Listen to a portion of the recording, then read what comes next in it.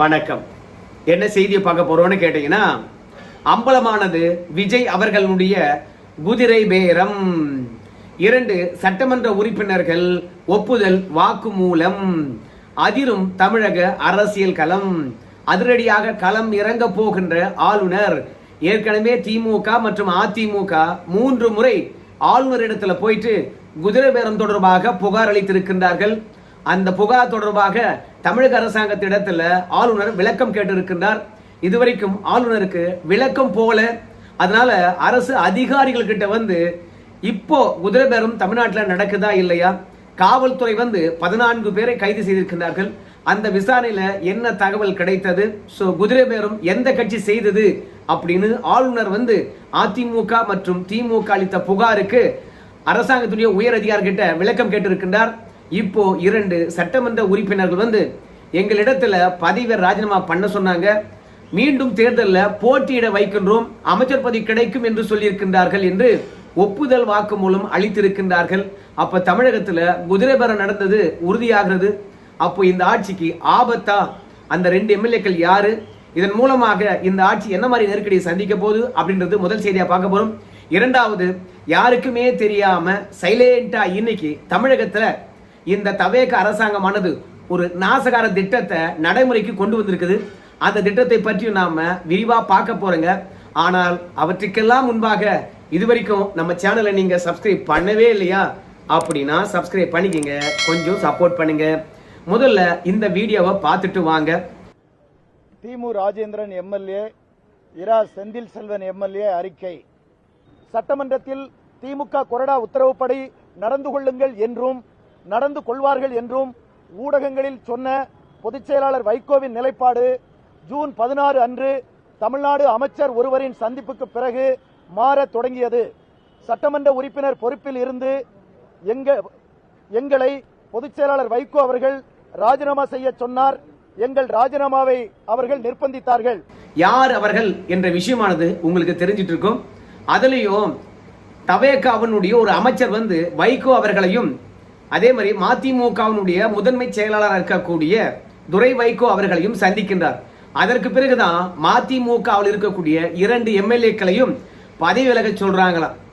மீண்டும் உங்களையே போட்டியிட வைக்கிறோம், உங்களுக்கு அமைச்சர் பதவி கிடைக்கும், ஏன் திமுகவுடன் போய் சேர்ந்துகிட்டு இருக்கிறீங்க அப்படின்னு வைகோ அவர்கள் அழுத்தம் தருகின்றாராம். வைகோ இடத்துல அவங்க தெளிவா சொன்னாங்களாம், ஏங்க நீங்க தானுங்களே திமுக கொறடா என்ன உத்தரவிடுகின்றாரோ அந்த உத்தரவுக்கு கட்டுப்பட வேண்டும் என்று சொன்னா. ஆனா திடீர்னு இன்னைக்கு தவேக அமைச்சர் சந்தித்த பிறகு உடனடியாக பதவியை விலக சொல்றீங்களே, இது என்ன நியாயம்? உங்களிடத்துல என்ன பேசினாங்க அப்படின்னு சொல்லிட்டு விரிவாக இந்த 2 எம்எல்ஏக்களும் கேட்டிருக்காங்க. அதுக்கு வைகோ அவர்களை பொறுத்த வரைக்கும் என்ன பேசினாங்க என்ற விஷயத்தை சொல்லல. உங்களுக்கு என்ன, நீங்க சட்டமன்ற உறுப்பினர் ஆகணும், நீங்க என்ன அமைச்சர் ஆகணும், அவ்வளவுதானே.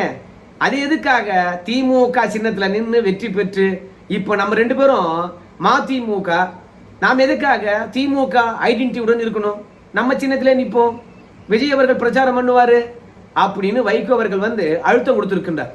அதுக்கு இந்த 2 எம்எல்ஏக்களை என்ன சொல்லிருக்காங்க கேட்டீங்கன்னா, 6 மாத காலம் பொறுத்துருங்க, அதற்கு பிறகு பார்க்கலாம் அப்படின்னு அவங்க 2 பேரும் சொல்லியிருக்கின்றார்கள். அவங்க ஏன் அப்படி சொன்னாங்கன்னு கேட்டீங்கன்னா, வைகோ அவர்கள் இன்னைக்கு உணர்ச்சி வசப்பட்டு பேசுறார். திமுக கூட்டணியில் இருந்த கட்சிகள் அத்தனையும் போய் தவேகவுடன் இணைந்து அவங்களால முடிந்த அளவுக்கு அமைச்சர் பதவியை பெற்றிருக்கின்றார்கள். ஆனா தவேகாவுக்கு என்னை விட அதிகமா முட்டு கொடுக்க முடியுமா? மற்றவர்களை விட நான் அதிகமா முட்டு கொடுப்பேன். ஆனா எங்க கட்சிக்கு ஒரு அமைச்சர் பதவி வேணுமா இல்லையா? அப்போ நாங்க உதயசூரியன் சின்னத்துல நின்னதுனால தான் இந்த பிரச்சனை. இப்பவே ராஜினாமா பண்ண சொல்றேன். அடுத்தது இடைத்தேர்தல் தான், அதிலையும் வெற்றி பெறுவார்கள், அப்புறம் நாங்களும் அமைச்சர்கள் இடம் பெறுவோம். இல்ல என் மகன் பாத்தீங்கன்னா போட்டிடுவான் ஒரு தொகுதியில, அவன் அமைச்சர் ஆகுவான். அதனால வைகோ அவர்கள் திட்டம் தவேக அமைச்சர் சந்தித்த பிறகு இதை 2 எம்எல்ஏ கிட்டே சொல்லியிருக்காங்க. அந்த 2 எம்எல்ஏக்களை பொறுத்த வரைக்கும் நாங்க இப்போ மதிமுக இல்ல. ஏன் தெரியுமா? நாங்க தேர்தலில் போட்டியிடுகின்ற பொழுதே திமுக உறுப்பினர்களை வாங்கி விட்டுத்தான் போட்டியிட்டோம் அப்படின்னு சொன்னாங்க. ஆமா, மனுதாக்கல் பண்ணுகின்ற போது கட்சி சார்பா போட்டிட்டீங்கன்னா அந்த கட்சியினுடைய உறுப்பினர் அட்டை தரணும். அதன்படிதான் திமுகவில் சேர்ந்த மாதிரி உறுப்பினர் அட்டை வாங்கிக்கிட்டு திமுக சின்னத்துல மதிமுக மூலமாக போட்டிட்ட 2 பேருமே களத்துல நின்று இருக்காங்க. வைகோ அவர்களே இந்த 2 எம்எல்ஏக்களும் உங்களுக்காக 5 ஆண்டு காலம் சேவையாற்றுவார்கள் என்று சொன்னாங்க. எங்க தம்பிகளை வந்து தேர்ந்தெடுப்பதன் மூலமாக இத்தனை ஆண்டு காலம் இருந்த பிரச்சனையானது தீர்ந்து போகும். இரண்டாவது, இவங்க உங்களுக்காகவே சேவையாற்ற உங்களிடம் கொண்டு வந்து நிறுத்தியிருக்கிறேன். இவங்க 2 பேரும் நான் தான், அதனால இவங்களுக்கு ஓட்டு போடுங்க அப்படின்னு பிரச்சாரம் பண்ணவர் இன்னைக்கு தவேக அமைச்சர் வந்து சந்தித்து பேசின பிறகு ஆடா ராஜினாமா பண்ணுங்க அப்படின்னு சொல்றாருங்கன்னா இது எங்களால் ஏற்றுக்கொள்ள முடியாது. நாங்கள் இன்னைக்கு ஸ்டாலின் அவர்களை வந்து சந்தித்தோம். நாங்கள் கட்சியில் சேரல இன்னும் கூட. ஆனால் உதயசூரியன் சின்னத்தில் தான் நாங்கள் போட்டியிட்டதுனால நாங்கள் உதயசூரியன் சின்னத்தில் நின்று போட்டியிட்ட சட்டமன்ற உறுப்பினர்கள் எங்கே அமர்ந்திருக்கின்றார்களோ அதே இடத்துல தான் நாங்கள் சட்டமன்றத்திலும் அமர்ந்திருக்கின்றோம். அதனால தளபதி அவர்கள் வந்து பார்த்தீங்கன்னா திராவிட இயக்கத்தை வழிநடத்துகின்றார். திமுகவினுடைய அடுத்த வாரிசு உதயநிதி ஸ்டாலின் அவர்கள் வெற்றி பெற்று அவர் தலைமையில் ஆட்சி அமைக்க நாங்கள் உழைக்க போறோம். எங்க தலைவரும் வந்து இன்னும் 6 மாதத்துல நாம செஞ்சது தப்புன்னு உணர்வாரு, இங்க திரும்பி வருவாரு. அது வரைக்கும் நாங்க திமுகவில் இணைய போறது இல்லை. ஆனா ஆக்சுவலா நாங்க இப்ப திமுக தான் அப்படின்னு இந்த 2 உறுப்பினர்கள் சொல்றாங்க.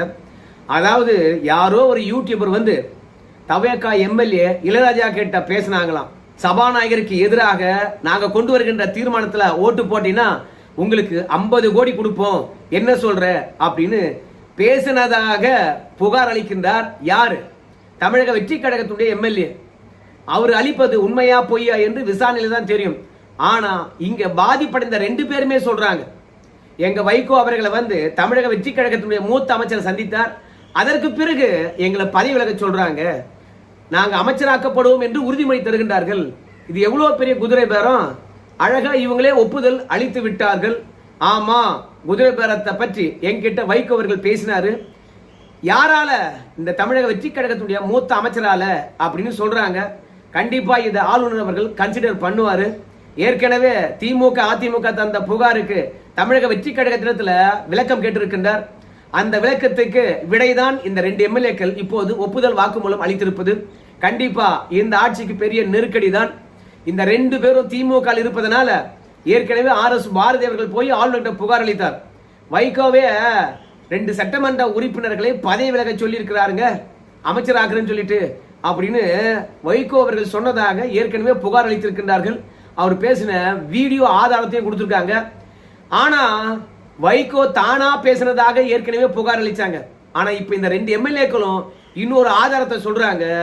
தமிழக வெற்றி கழக அமைச்சர் வந்து சந்தித்த பிறகுதான் வைகோ அவர்கள் எங்களை பதவி விலக சொல்றாரு அப்படின்னு சொல்லும் போது ஆளுங்கட்சி நேரடியாக குதிரை பேரத்துல ஈடுபட்டது வைகோ இடத்துல அப்படின்றது தெளிவாகிறது. சோ அதனால ஆளுநரை பொறுத்த வரைக்கும் இந்த 2 எம்எல்ஏக்களை கூப்பிட்டு விசாரிப்பார். இந்த 2 எம்எல்ஏக்களும் கண்டிப்பா உண்மையை போட்டு உடைப்பாங்க. அது தவேக அரசாங்கத்துக்கு பெரிய ஆப்பா இருக்கும். அப்புறம் இன்னொரு தகவலை சொல்ல மறந்துட்டேன். ஏற்கனவே தமிழ்நாட்டில் குதிரை பேரம் நடக்குது, 14 பேரை கைது பண்ணிட்டோம் அப்படின்னு தவேக அரசாங்கம் சொல்லிச்சு இல்ல. அந்த வழக்கு விசாரணைக்கு ஒட்டுமொத்தமாக உயர்நீதிமன்றமானது தடை விதித்திருக்குது. குதிரை பேர வழக்குல 14 பேரை கைது பண்ணாங்க தெரியுமா? அந்த 14 பேர்ல கிட்டத்தட்ட ஒரு 9 பேருக்கு மேலானவர்கள் ஜாமீன்ல வெண்டாங்க. இன்னும் 3 பேரோ 4 பேர் தான் இருக்கிறாங்க. அவங்களுக்கும் ஜாமீன் வழங்கப்பட்டதுதான் என்று நினைக்கிறேன். ஏன்னா குதிரை பேர வழக்குக்கு ஒட்டுமொத்தமா தடை விதித்த பிறகு கைது செய்யப்பட்டவர்கள் மட்டும் உள்ள இருப்பாங்களேன்னா அவங்களும் வந்துருவாங்க. ஆனால் இப்படி தடை செய்யப்பட்ட இந்த வழக்குக்கு ஆதாரமாக இந்த 2 எம்எல்ஏக்கள் பேட்டியளித்திருக்கின்றார்கள். இதற்கு பிறகு தடை செய்யப்பட்ட வழக்கு மீண்டும் விசாரிக்கப்படுமா? இந்த குதிரை பேர ஆட்சிக்கு ஆப்ப வைப்பாங்களா? ஆளுநரும் அமித்ஷாவும் பொறுத்து தான் பார்க்கணுங்க. ஆனால் நாசகால திட்டத்தை யாருக்குமே தெரியாம தமிழகத்துல நடைமுறைப்படுத்தி இருக்கின்றார்கள். என்ன நாசகால திட்டம் கேட்டீங்கன்னா, இனிமே ஆன்லைன்லயே வந்து உங்களுக்கு பிடித்த சரக்கை தேடிக்கலாம், ஆர்டர் பண்ணலாம், அப்புறம் பணம் கொடுக்கலாம். உடனடியாக கடையில் வந்து பார்த்தீங்கன்னா அந்த சரக்கை எடுத்து தனியாக வச்சுருவாங்க. நீங்கள் போனீங்கன்னா வாங்கிட்டு வந்துடலாம். நீங்கள் வரிசையில் நிற்க வேண்டியது கிடையாது, எக்ஸ்ட்ரா 10 ரூபா கொடுக்க வேண்டியது கிடையாது. அதோட உங்கள் மனம் விரும்பிய சரக்கு தமிழ்நாட்டில் எந்த மூலையில் இருந்தாலும் சரி இங்கிருந்து ஆர்டர் பண்ணிக்கலாம். ஸோ அந்த இடத்துல போய் வாங்கிக்கலாம். அதனால் குடிமக்களுக்கு வந்து பார்த்தீங்கன்னா சரக்கை விற்பதற்கும் சரக்கை வாங்கி செல்வதற்கும் இலகுவான திட்டத்தை கொண்டு வந்து சேர்த்திருக்குது இந்த சோபா மாடல் அரசு, இந்த பொய்க்கால் குதிரை அரசு. அதாவது குடிக்கிறவனை இன்னும் எந்த அளவுக்கு அதிகமாக குடிக்க முடியும், குடிக்கிறவனுக்கு விருப்பப்பட்ட சரக்கு எங்க இருக்குது அங்க தேடி குடி. 2வது, குடிக்கிறியா கால விரயம் வேணாம், உனக்கு வந்து பாத்தீங்கன்னா நாங்க வசதி பண்ணி தரேன் அப்படின்னு இந்த 85 நாளா வந்து குடிக்கிறவனை எப்படி ஊக்குவிப்பது, இன்னும் குடிக்கிறதுக்கு ஆளை எப்படி கடைக்கு கொண்டு வர்றது. ஏன்னா வரிசையில் நின்னான்னு வச்சுங்களேன் லேட் ஆகுது. இரண்டாவது, அந்த பக்கம் நல்லவன் கெட்டவன் தெரிஞ்சவன் தெரியாதவன் எல்லாம் போவான். அப்போ டாஸ்மார்க்ல நின்னுந்தா ஐயா என்னடா அவன் டாஸ்மார்க்ல நின்னுங்கிறா, என்ன தம்பி குடிப்பியான்னு கேட்பான். அசிங்கப்படணும். அப்படிலாம் தேவையில்லை பாரு. வீட்டுல இருந்தே ஆர்டர் பண்ணிடலாம். அழகா கடைக்கு போய் வாங்கிட்டு போயினே இருக்கலாம். வெயிட் பண்ணவே தேவையில்லை, அசிங்கப்படவே தேவையில்லை. அதனால இந்த அரசாங்கத்தை பொறுத்த வரைக்கும் கூச்சப்படாத குடிங்க, எவ்வளவு வேணும்னாலும் குடிங்க, உங்க பிடிச்ச சரக்கை குடிங்க அப்படின்றதுக்காக ஆன்லைன் மூலமாக சரக்கை தேர்ந்தெடுப்பதற்கும் காசு கொடுப்பதற்கும் இந்த சோபா மாடல் அரசானது வழிவகை செய்திருக்குது. இவங்கெல்லாம் மக்கள் நலன் சார்ந்து சிந்திக்கக்கூடியவங்க கிடையாது. இவங்கெல்லாம் ஹை லெவல் பீப்புள்ஸ், புரியுதுங்களா? இவங்களுக்கு அடித்தட்டு மக்களுடைய குறையோ அல்லது தேவையோ தெரியவே தெரியாது. இன்னைக்கு பாத்தீங்கன்னா ஒவ்வொரு ரேஷன் கடையிலையும் வந்து எத்தனை பேர் வரிசையில் நின்றுட்டு இருக்கான். அங்க எவ்வளோ புகார் வருது, எந்த அளவும் சரியில்லை, போனா இல்லைங்கிறாங்க. அந்த கடையில தான் அரிசி வாங்கணும்னு தெரியும். ஆனா அங்க போய் அரிசிக்கு நின்னாவோ பருப்புக்கு நின்னாவோ எண்ணெய் நின்னாவோ இல்ல. அதுக்கு ஏதாவது வந்து நவீன முறையில யாருக்கும் அரிசி இல்லை, யாருக்கும் பருப்பு இல்லை, யாருக்கும் எண்ணெய் இல்லை என்று சொல்லாத அளவுக்கு சரியான ஏற்பாடுகளை செய்யலாம்.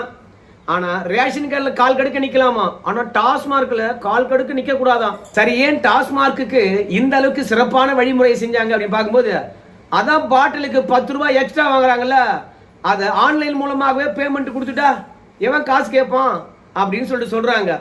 மொத்தத்துல 10 ரூபாயை என்னால தடுக்க முடியல. 20 ரூபாயா கேட்கறானுங்க, 50 ரூபாயா கேட்கறானுங்க, 100 ரூபாயா கேட்கறானுங்க, ஃபாரின் பாட்டிலுக்குலாம் 500 ரூபாய் கேட்கறானுங்க. தடுக்க முடியல.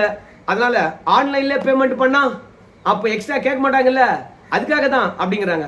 மொத்தத்துல இந்த 10 ரூபாய் தடுக்கிறதுல தோல் வெடைஞ்சிட்டு அப்புறம் என்னத்துக்கு 10 ரூபாய் 10 ரூபான்னு சொல்லிட்டு செந்தில் பாலாஜியை சொல்லி பாட்டுலாம் பாடினீங்க. அதாவது 10 ரூபாய் வாங்குறத உங்களால தடுக்க முடியல, கடையே மூடிட்டு போங்க, மக்கள் எல்லாம் கொண்டாடுவான். 717 கடைகள் கோயில் மற்றும் பள்ளிகளுக்கு அருகாமையில் இருக்குன்னு சொன்னீங்க. எல்லாரும் கொண்டாடினானா இல்லையா மூணு பிறகு? அப்போ ஒட்டுமொத்த மது கடையை மூடிட்டு போங்க. ஆக மொத்தத்துல மதுவை வித்து தான் உங்களுக்கு இலவச காசே கொடுக்க போறேன். எப்படி மது விற்பனை அதிகரிக்குது? இந்த வருஷம் மட்டும் கிட்டத்தட்ட 58,000 கோடிக்கு மது விற்பனையா இருக்குது. அது எப்படி 1 லட்சம் கோடிக்கு மது விற்பனை ஏற்படுத்துது? இந்தியாவிலே அதிக மது விற்பனை தமிழ்நாட்டில் தான், அதிக குடிநோயாளியும் தமிழ்நாட்டில் தான். மொத்தத்துல டாஸ்மார்க்கு போறவன் பணக்காரன் இருக்க மாட்டான், ஏழை எளியோ தான். அந்த ஏழை எளியோருடைய காசை ஒட்டுமொத்தமா இப்படி கறக்குறது, அதுக்கு ஐடியா பண்ணிட்டாங்க.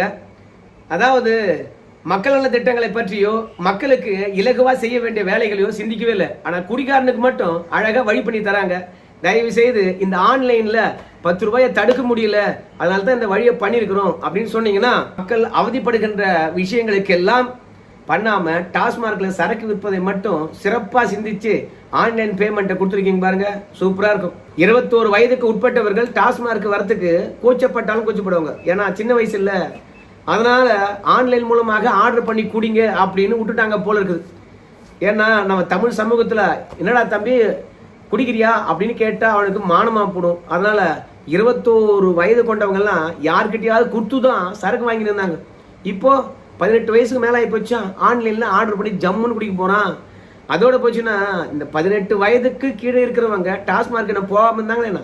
இப்போ கூட இந்த அரசாங்கம் சொல்லுது 18 வயதுக்கு கீழே இருக்கிறவங்க டாஸ்மார்க் போறாங்க, அவங்களை தடுக்க வேண்டும் என்பதற்காக தான் ஆன்லைன் மூலமாகவே பதிவு செய்திருக்கிறோம்.